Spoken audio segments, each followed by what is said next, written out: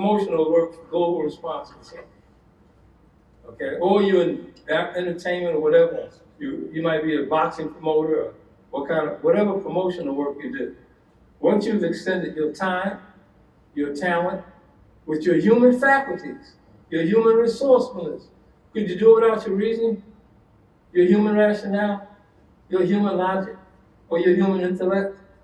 So you've loaned to me what is of value to you. And we've had that exchange. I give you $10,000 in Federal Reserve notes. As we understand or think about it, would that be income? Right? Let's say income? Okay. If you looked at the 1040, and you're dealing with an accountant or a lawyer, or I ain't trying to put nobody down, or your sincere ignorance and conscious stupidity, that income had nothing to do with what's on there. Did I give you a wage? When I gave you the 10,000, was it a salary to you? Was it a tip? And one thing that really got me, was it ETC period? You ever seen that for your promotional work? No, don't help the devil. Don't help the deceiver. He spelled out wages, he spelled out salary, and he spelled out tip. Where you going with ETC period? Because you know you're moving on sincere ignorance and conscious stupidity, and the accountant will say, "Yeah, brother, did you have a garage sale, or was you selling lemonade outside the house? You know how much you put $20,000 in the bank. You know what I mean, the other days. So you know they're gonna check to see you have some income. It's not income. Anybody ever, for your promotional work, anybody ever gave you taxable interest? Oh, okay. You ever had a paycheck that had tax exempt interest? You ever had a paycheck that had ordinary dividends? Sincerely ignorant people don't even know what ordinary dividends is, but they say it's income. If you go down that list, we'll get a 1040 when you leave here. Income is a government benefit where you did not use your human resourcefulness to get it. If you got unemployment compensation, were you using your human resources? Or were you sitting home waiting for the unemployment paycheck? When you retired and you was getting Social Security, was you working? Was you using your human resourcefulness to wait on your Social Security check? No, you were sitting at home waiting on the check. So income is something that has nothing to do with you as a human being. Okay. So that's your human resourcefulness. That is not a lawful tax. Income has nothing to do with you. So if you were to say that, okay, I got to use the bank. I can't keep this $10,000 in my house. I'm not going to walk around with $10,000 in my pocket. If I got it in the trunk of the car, if somebody steal it before I pay my $58 for parking, I can't get it back.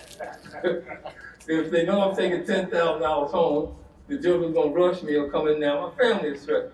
So I'm going to do what a reasonable, prudent man would do with $10,000. Hey, PNC, can I open up an account with you? I got a tax ID number. So you can make sure that you won't confuse me with my brothers. Who's your brother? Oh, George Foreman, George Foreman, George Foreman, George Foreman, and George Foreman. So, all right, well, we give you a unique identifying number so we won't confuse you with the other squirrels, because all the squirrels look alike, and we won't confuse you with a zebra because all the zebras look alike. So we'll make sure you got your own account. Okay, but now this is for purposes that if you leave in your business, you got the 10,000. So I said, let me go here and drop it in the night deposit box. And it's federally insured. That's why you let them hold your money. Because you said, man, they got security guards, they got a vault, they got this, they got that. I think my money would be safer with them. Plus it's insured up to $250,000. So you drop it in there, 10,000. You go back the next morning. Say, good morning, Ms. Johnson. Oh, good morning, Mr. Chief. How you doing? I made the deposit. It's okay. You know what I mean? Here's your receipt. Here's for the $10,000 deposit. Is there anything else we can do for you today? Yeah, my wife said we needed a $2,000 cashier's check. And we need another $1,500. I got to send my brother Najee, you know what I mean? He's in California. And see, you got a couple CDs and money markets. Give me $1,000 each of those. Is there anything else we can do for you? Oh, no, that's about, what's my balance? Oh, you have X amount of dollars of balance. Well, get all that to me right now, cash. Just take it out. You can get that to me in Federal Reserve. All the other negotiable instruments that I'm sending out that are equal in value to my Federal Reserve note, I don't need them. Do I owe you anything? No, we just held the money overnight. It was your asset. We was only obligated to protect it. That was it. You walk out the bank. You ain't charged nothing. Because they didn't give you nothing. They didn't give you no corn. They didn't give you no tomatoes. They didn't give you no services. They gave you nothing. All they were safekeeping. So the 1040, you a promoter, you get the 10,000. And I said, look, man, I'm gonna need to write this off because I'm a corporation. As an ordinary necessary business expense that I paid you for your promotional service. So I'm gonna need to issue you a 1099. So you go look at the 1099, the 1040 said income did taxes, tax exempt, ordinary dividends, capital gain. None of that had nothing to do with you as a human being being a promoter.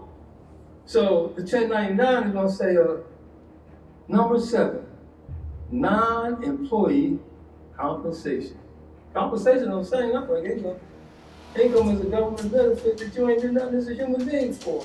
But for your promotional services to me, I compensated you for your time, your talent, the human resources. And that's how you're able to have a livelihood and care for your family. Allah said to us in Quran, get you down to the earth, which will be where you will dwell. Your dwelling place, but He is so bountiful in your life. Based off the questionnaire where we asked you, is tax evasion the same as tax avoidance the same as tax evasion? The majority of you, if not all, answered no. So we're in agreement that that's the case. Avoiding something, tax avoidance, is not the same as tax evasion. Because I want to mention the form, the 1040. See, once they get you to fill it out with all that income and all them statements, then they say sign here, under penalty of perjury, I declare that I have examined this return and the accompanying schedules and statements, and to the best of my knowledge and belief, they are true, correct, accurate, and complete. Case closed. You can go to jail for perjury. You said my knowledge, what I know, and what I believe in. Oh, you can believe in anything you want. So you decided to believe in a 1040 form and a W4 form? Or somebody can say they believe in mice to be worshipped and have a temple for them. Somebody can say they believe that the sun is green and you say it's red. You have every free will to believe in whatever you want. And they're getting you to sign these under belief. Not duress, not coercion, not force, but what they would consider knowing voluntarily and with your intelligence. And remember, we get Martin Luther King said, or you sign it with your sincere ignorance and conscientious stupidity. All right, okay. So moving on to question number 2. Is it a lawful requirement for you to validate the W-4 and 1040 forms and schedules? Again, the majority of you answered no. So it's not a lawful requirement, yet it continues to happen. Yes? Why is that? Anybody? Ignorance. Well, sure. Unconscious stupidity. Let's use as opposed to law, customary. What is customary is not necessarily questioned. So in Quran we have a verse for that. Would you follow the way of your forefathers? Even though they were wrong, they were in manifest error.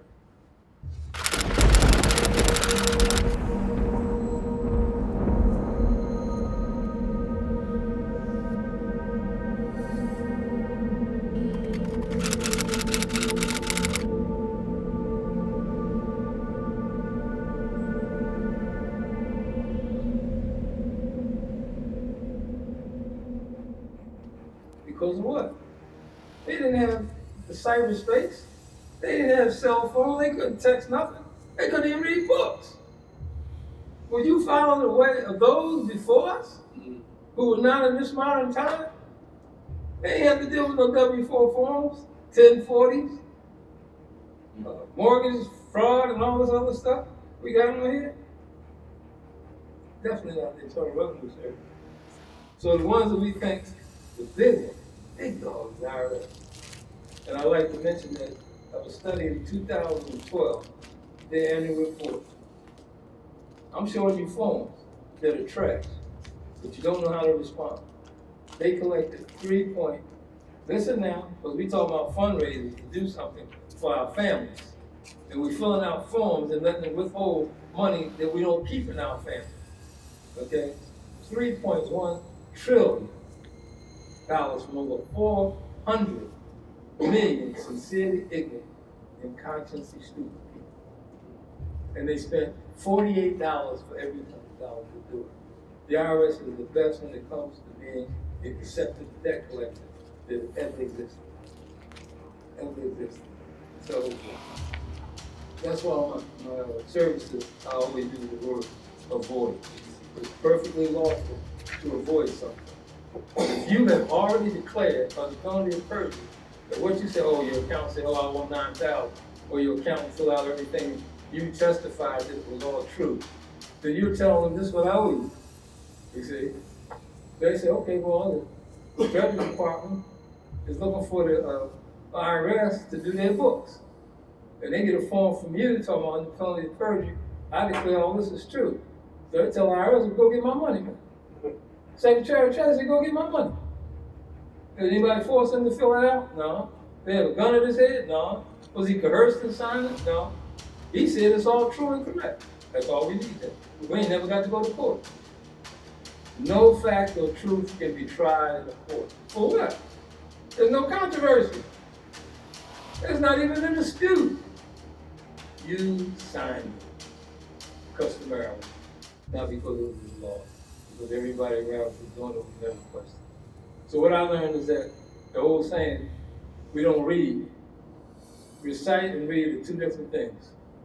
Reciting something, you don't need to know nothing.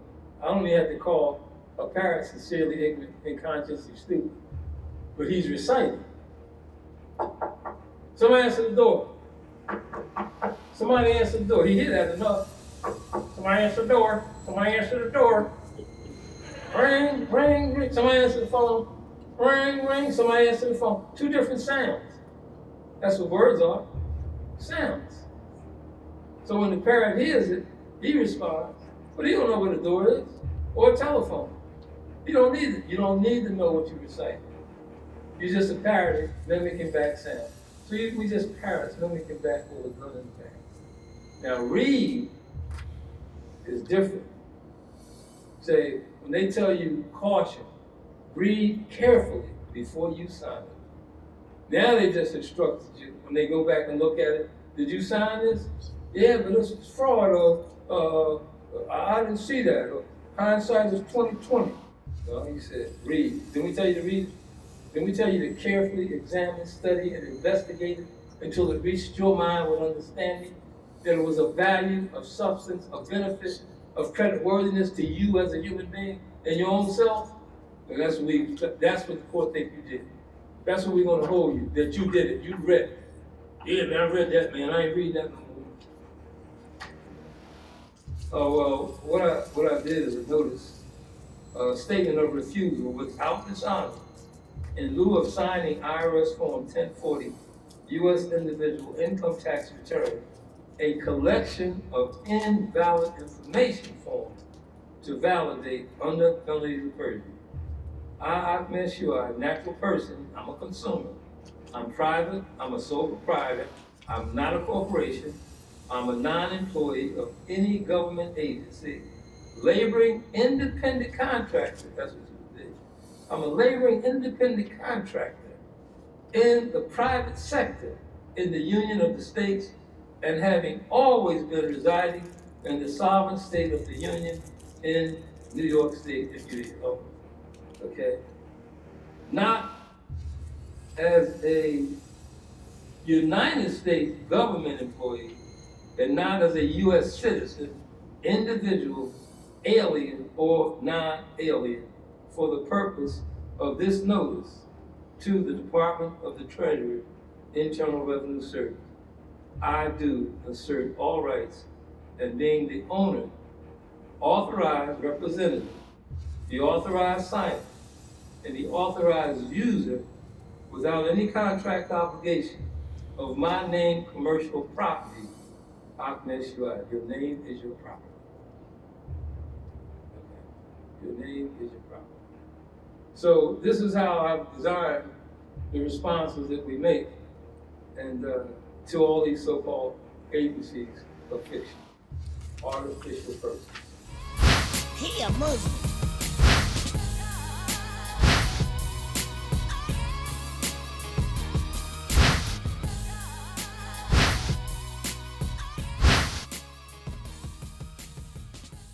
Yeah, in the last session, we went through the introduction, basically to kind of review the W-4 form that people are signing and obligating themselves on a form that's not even valid unless they sign it. That means they're asking for you to knowingly, voluntarily, and intelligently accept something without coercion or being a slave to do it, force, or being threatened to do it. So they can say, hey, you signed it. Okay? Why would you sign it if you didn't believe in it? And if you believed in it, that means you trusted it, you had confidence in it. Okay? So what is there for you to argue about? So what we want to do is learn how to reposition ourselves to avoid doing something, even though indirectly it's involuntary, but they can charge you with doing it voluntarily because there was no force. You had every right not to be a parrot, not to recite or just mimic back something, and it was not in your best interest. So, as opposed to going to work on a job, I discourage and I don't support being a corporation or an LLC because they are not human in form. They're fiction. So now you are not representing your human self right now. You're representing something that is artificial. In fact, a corporation, it tells you, it's what they call a creature. Where did it come from? Your state. Your state. So you have a creator in your human self that you say is your Lord. That created you. Okay? Nothing can bring you about, okay, into human form except that the creation willed it to be. So my encouragement in business is to be a sole proprietor. A sole proprietor. Okay? Now this is my notice that I deal with. Sole proprietor, right to privacy. I don't care if the IRS send you something, first thing you pull out is your privacy rights. Any agency, state, Social Security, your privacy rights. They're always making you aware that you have a right to privacy. However, if they give you a dollar bill that says what? Brother Chief? Say your name again? Chichi. Okay, so I gave you 10,000 Federal Reserve notes. Now you're not a corporation, so you're not public.